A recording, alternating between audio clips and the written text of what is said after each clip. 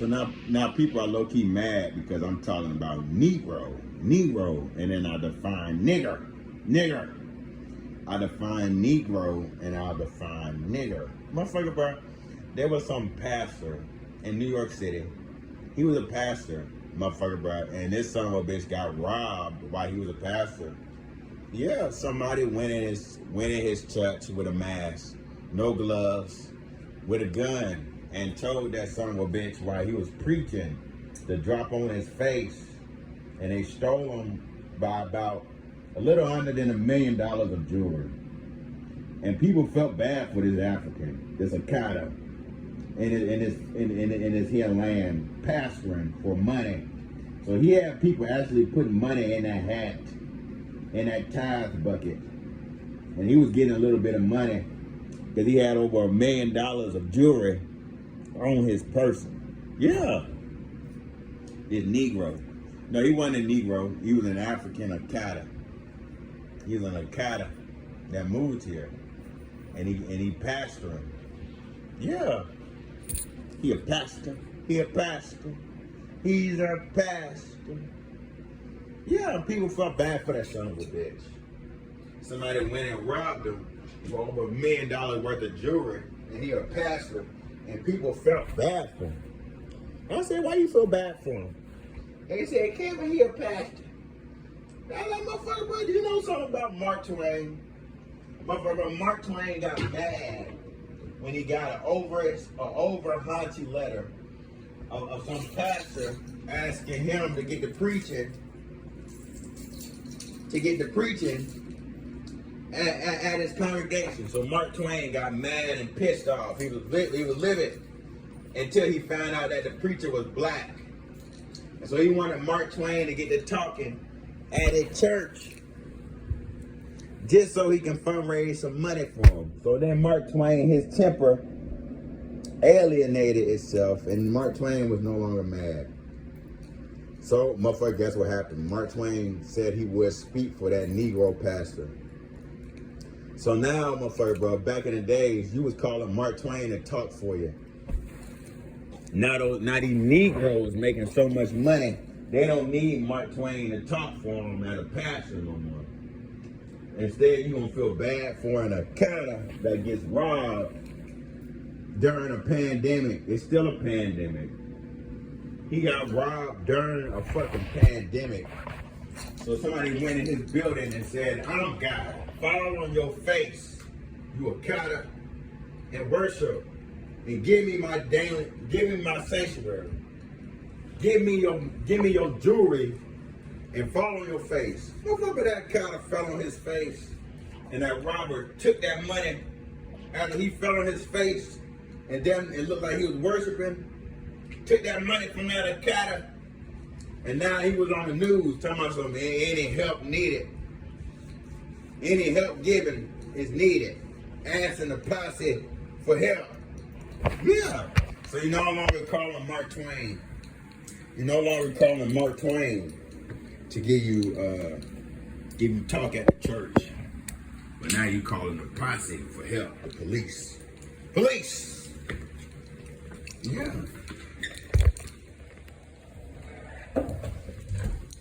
Yeah. Motherfucker, this is what the world is becoming. It's what it's becoming. Okay. It's what the world is becoming. So now, motherfucker, you're not securing yourself according to security, but you calling the posse for help. Well, you got all these heathens in the land that's ready to rob you. But fuck that church. Fuck that pastor. He preaching that false prophecy, getting all that money. Fuck that church. And fuck that pastor. And fuck you. Yeah, you son of a bitch. Fuck that fucking asshole. That fuck face.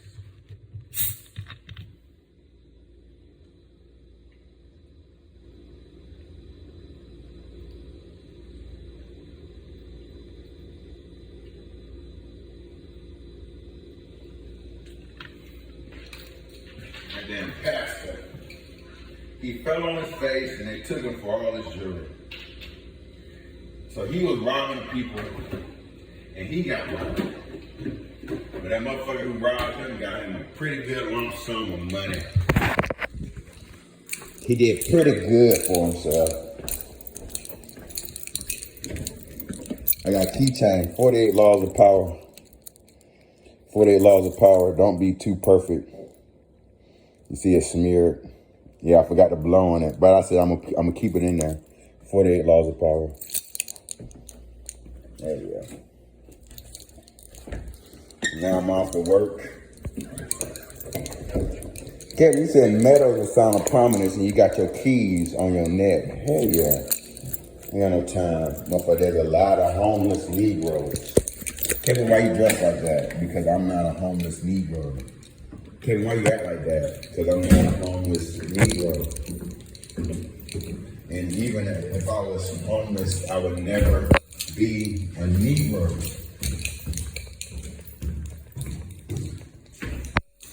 For you, it's homelessness. For me, it's wilderness, because it's my land. And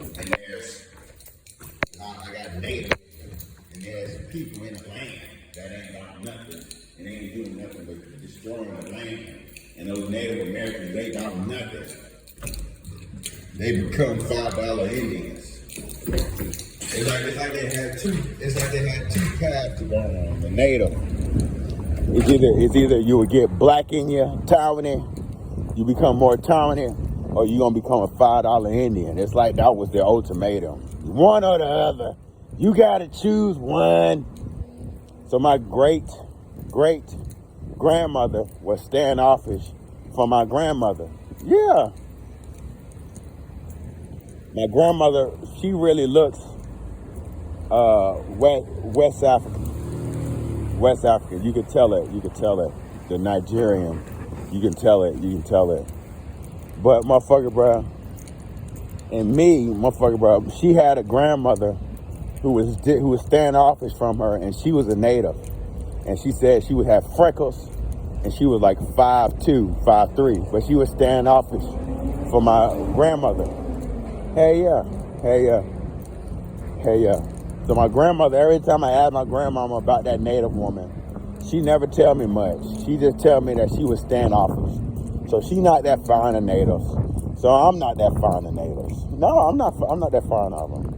I've been to a reservation before. Yeah. I've been to a reservation before. And motherfucker, I think they could look at my face and look at my cheekbones and low-key tell. Look at my jaw. And I think they could tell. They know. They can tell. They know. Hey, for my grandfather, I'm not gonna get into my family, but you see what I'm saying. It's like they had two paths, and some of them stayed original, where they ain't about nothing. Those natives, they ain't about nothing.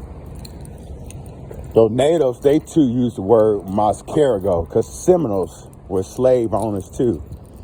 Yeah. So they say Mascarago. So some Mascarago were put in slavery. Hey, yeah, not all of them was put in villages down in that damn Florida. Not all of them was put in villages down in that damn Florida.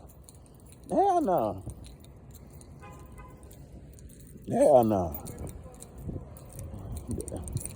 There was still slavery in Florida during Bewitched. There still was. And the Seminole was a little bit more lenient. Yeah. A little bit more lenient. Yeah. But there's people that want to erase this history. They don't want you to know this. That kike, he's bringing in critical race theory because he doesn't want you to know this. That's why he's bringing critical race theory. So now he's condemning slavery without condemning slavery. He doesn't want you to know about it because he wasn't here. He wasn't a slave master, and he can't be a slave master. That kike. Yeah. So he wants you to forget the history. Fucking asshole.